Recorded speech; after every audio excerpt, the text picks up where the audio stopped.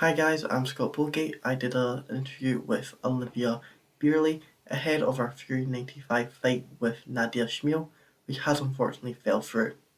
However, enjoy the interview. Yeah, she I think on Wednesday of this past week, pulled back out of the fight. So we're looking for a replacement opponent right now, actually. And that has been a common theme surrounding your professional career is just you have a fight, you have an opponent, but they just back out. Yeah, it's I think I got a little spoiled last year. I was able to fight four times last year and really had no issues with opponent changes. However, ever since this year making my pro debut and switching over to the pro side of things, it has been four or five fight dates and probably upwards of 10 different opponents, and only one of them, ended up happening. So it's kind of like a reoccurring thing at this point. So I've just kind of had to adjust my mindset on that. And I don't know who I'm going to be fighting, but I do know that for me, my focus is just on making sure that I'm better than I was last time. So my opponent is always me from the last fight, and if I can beat her, then that's just kind of the win that we're looking for right now. And did that take a toll because you're always in the gym training for a fight and then it just doesn't happen? And you have a new opponent, train, doesn't happen. So I think there's some pros and cons, and I always try to be glass half full type person, and control the things that I can control, which is my mindset, my preparation, my work ethic, and all of Yeah. that. But to be fair, yeah, my pro debut was going to be March, so I hopped into fight camp in February. 2 weeks prior to that fight, because we're going hard, I split open my eyebrow and had four stitches. I didn't pull out. She actually pulled out the week before for no reason. There wasn't injury. It wasn't anything, that she just decided she wasn't in the right headspace for it. So then my fight got pushed back. And so then I continued on the fight camp. And so I think the one con is that when you're in fight camp, you do train a little bit differently, a little bit more aggressively. And so my body has kind of been in a constant state of fight camp since February. However, the pro of that is I think mentally, my mindset is only getting tougher. And I think that my body is, the threshold that I'm able to withstand is increasing. And you make a lot of progress in fight camp, not just the conditioning side of things, but the skill set. And, yeah, you walk in every day with a sense of purpose. So there's definitely more positives than negatives to it. However, I do ultimately want to step into the cage. So, I mean, that's where I'm really at with it. And you were saying before the person pulled out because they weren't in the correct headspace. Are you Yeah. disappointed that they took that fight then instead of just rejecting it and finding a new opponent? Right. And it's like at this point, we're professionals. I Yeah, understand that maybe early on in the amateur career, like, and to be fair, like there's a certain amount of fear. Like anything can really happen. There are a lot of things that can happen out there. So it's not to say that it's wrong to have fear or it's wrong to, get nervous or whatever, but you're like courage is a choice, like, and yeah. you knew what you were signing up for 6 to 8 weeks ago when she signed the contract and agreed to do the fight. And I think the thing that was most frustrating about that first one was she had already fought seven times as a professional.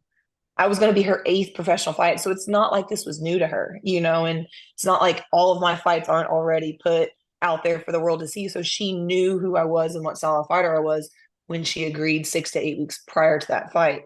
And then to wait until a week before, it's almost impossible to get a last second Yeah. matchup a week before. Unless you're the UFC and you're dishing out tens of thousands of dollars, it's very difficult to get someone to do that. So I was pretty disappointed, but she made her choice. And I've kind of no hard feelings at this point. It's in the past. It was pretty frustrating in the moment. And we aren't all like Dan Ige who can step in on one day's notice. Gosh, Um, that's I mean, if I can make weight, I wouldn't be opposed to it. I think that would be for me. Like I wouldn't be opposed to short notice fights as long as I can, the weight portion of things works out for me. and you did make your professional debut. It was against Maya Stewart. Unfortunately, that was a split decision defeat. How did you think that fight? How do you think that fight went? Did you feel you edged that?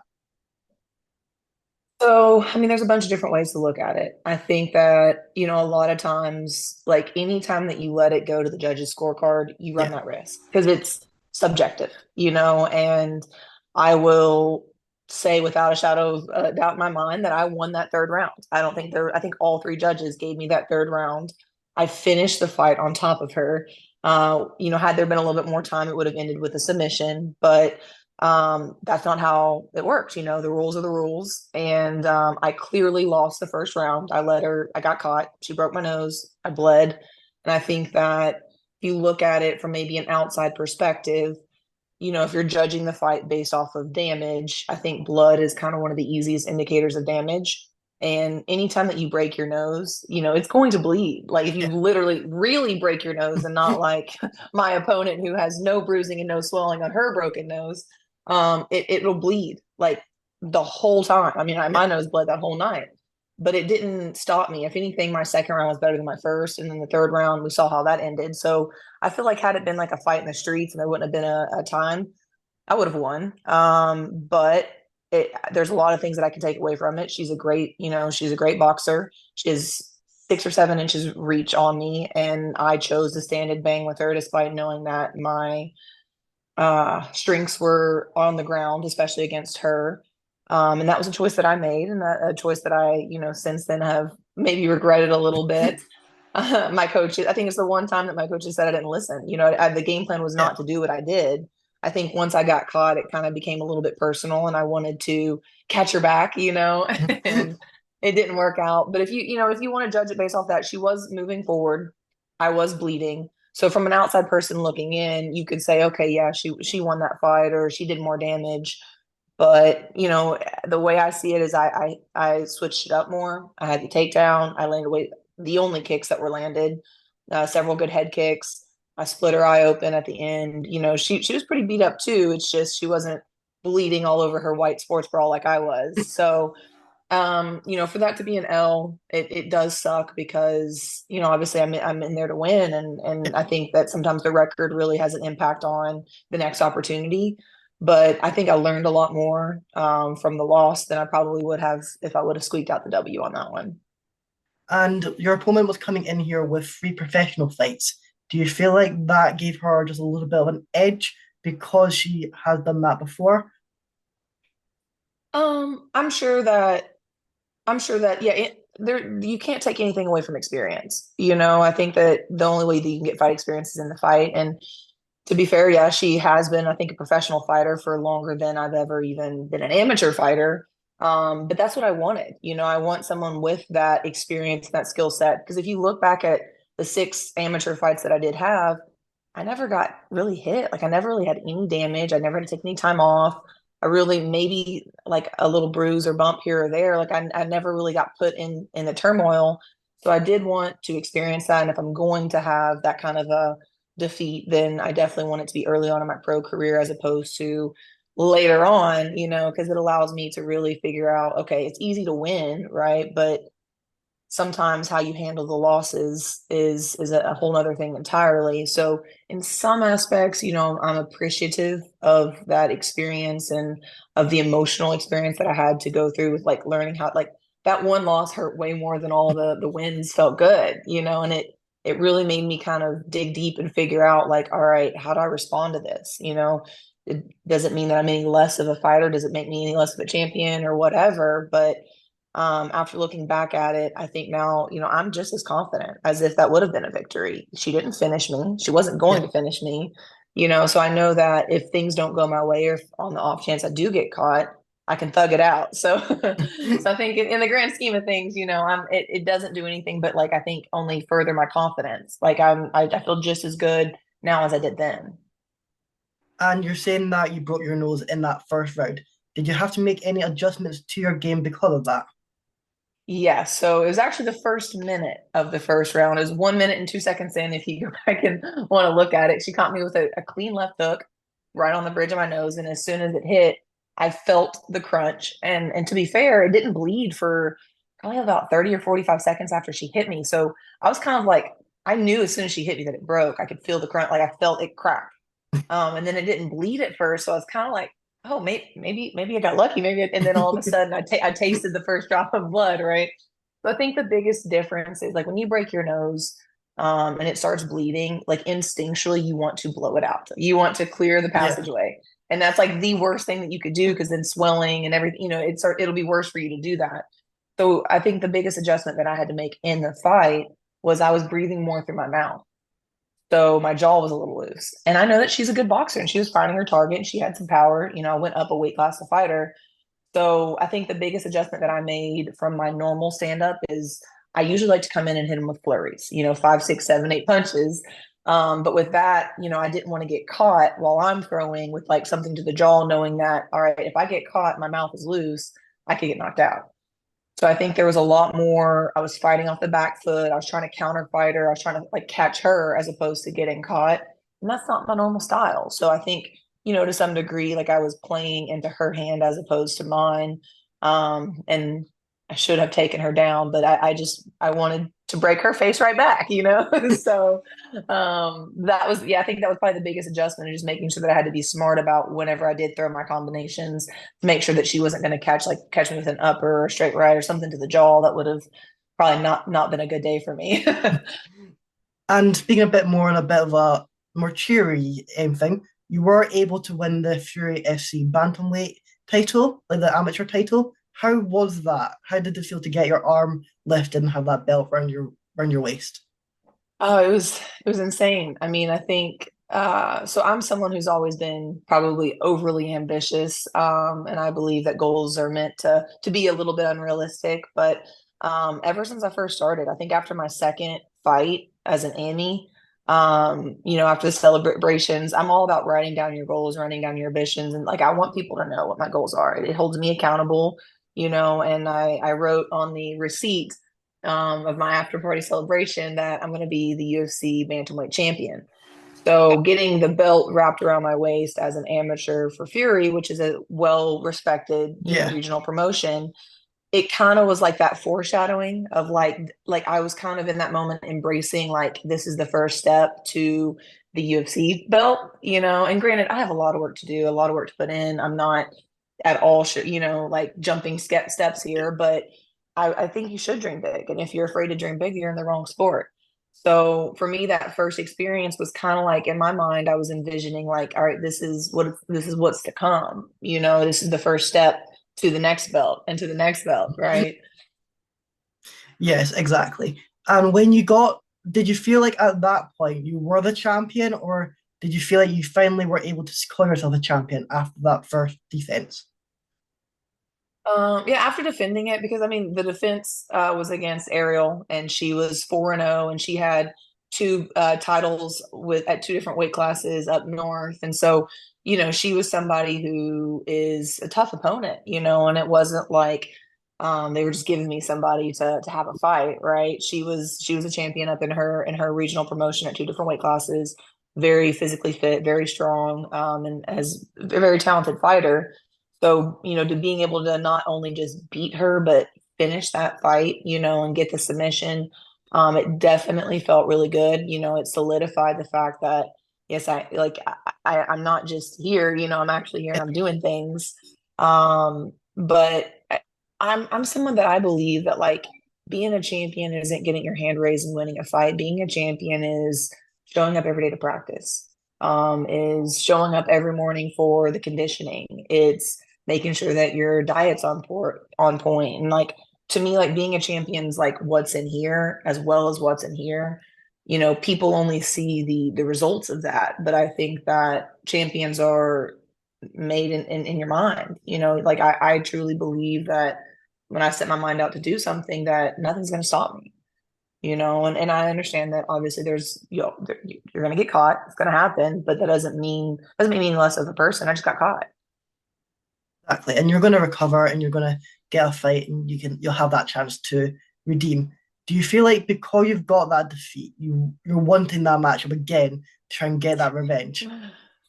I would like to, I mean, yeah, eventually I'd like to fight her again. Because I just think that, and I'm sure she'll adjust and she's going to Yeah. continue to improve as well. But, with all due respect, I don't think she's the better fighter, and I'm sure she doesn't think that I'm the better fighter. So, but no, I wouldn't run from that. I also wouldn't run from rematching, the girl that I won the first title fight against. She did have a slip. So, again, things happen. Like, and so I'm not really afraid to rematch any of my previous opponents, or fight new opponents. Obviously, we want to be smart in the opponents that we take and things like that. It has to make sense. Yeah, Right. But no, I wouldn't be opposed to refighting her at some point. Heck, I mean, if things continue as it is, I know she'll say yes. She's about it. She's not afraid of anybody either.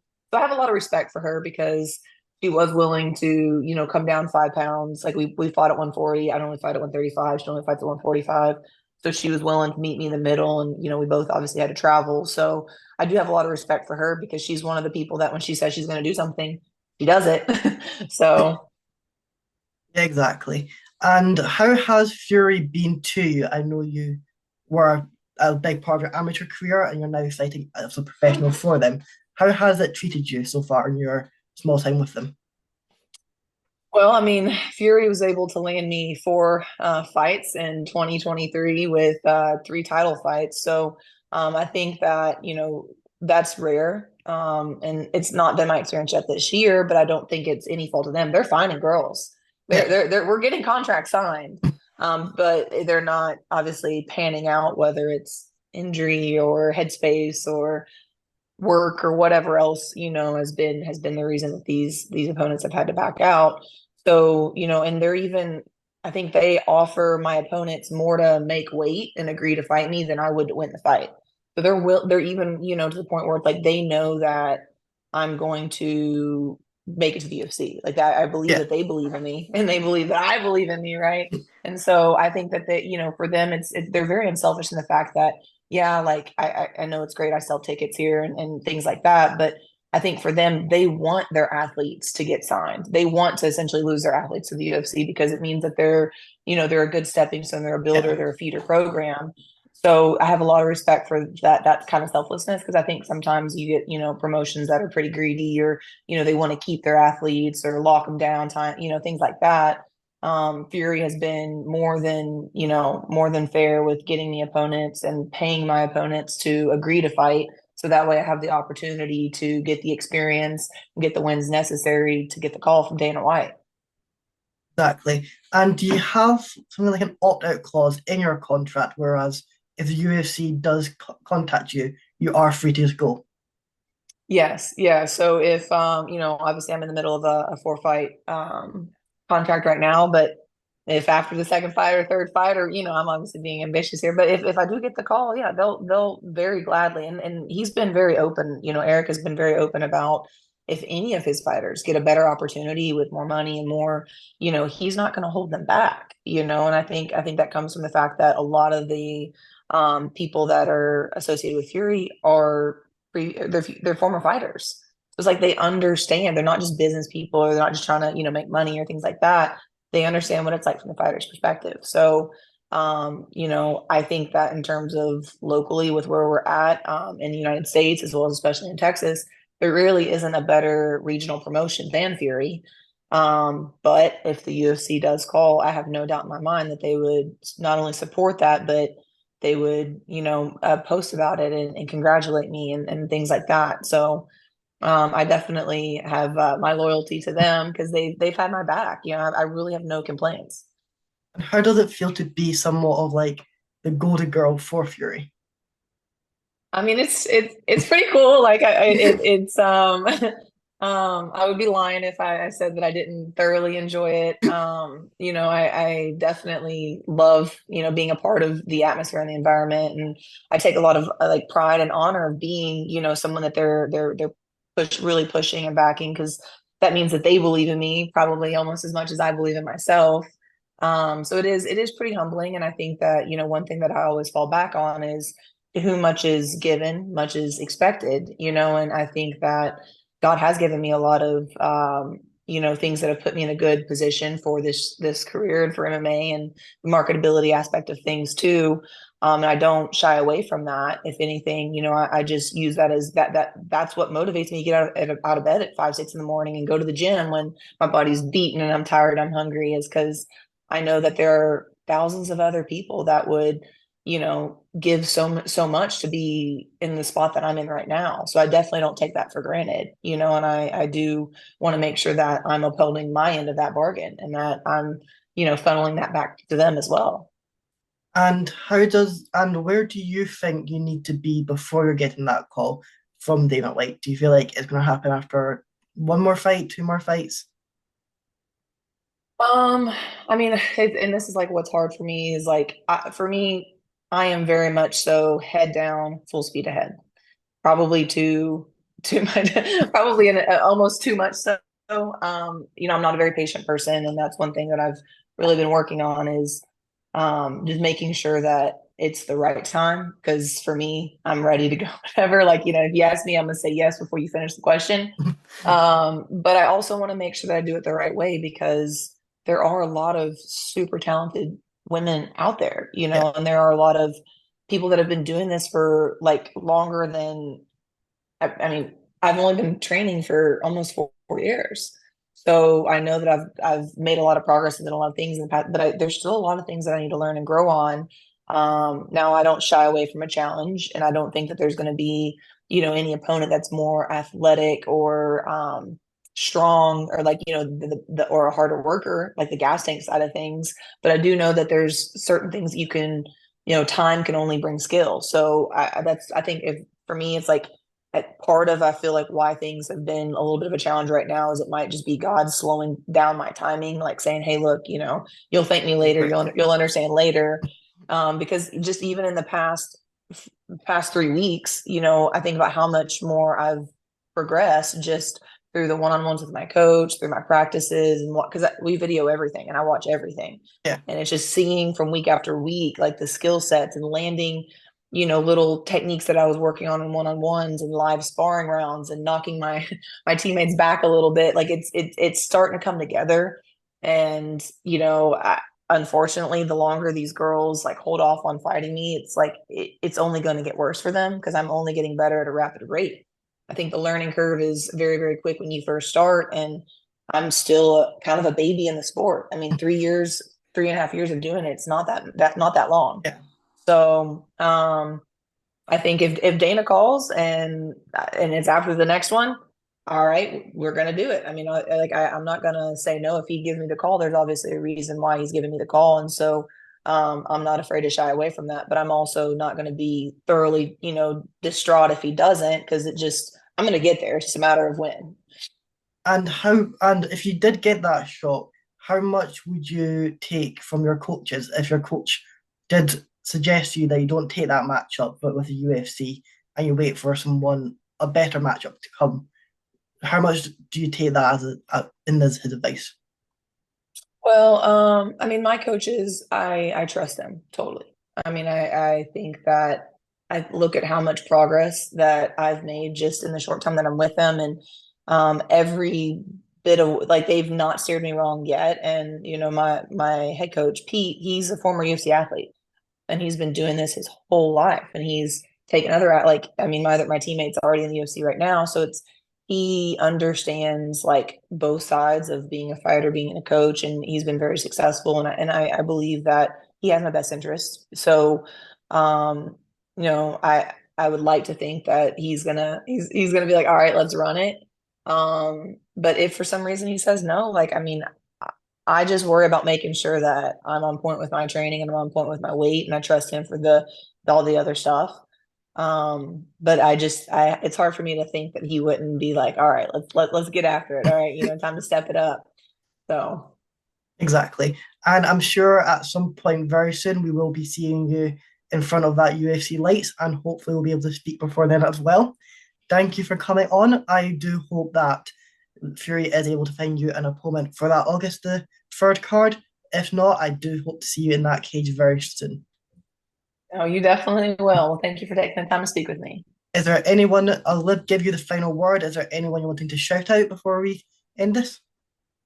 We'll definitely want to give a shout out to my coaches, Pete and Ray. Want to give a shout out to Fury for doing everything that they can to make sure that I get the opponents we always joke that she needs to feed, right? But always getting me some opponents so that I can feed. And then obviously all my sponsors. I have a lot of really incredible sponsors that have kind of helped fund the fight camp journey. It's expensive to your gym fees, your one-on-one sessions, like all of that's very Yeah. expensive. So a lot of I could go down the line of my sponsors, but I definitely want to give them a huge shout out as well. Thank you for coming on and good luck for the rest of your career. Thank you.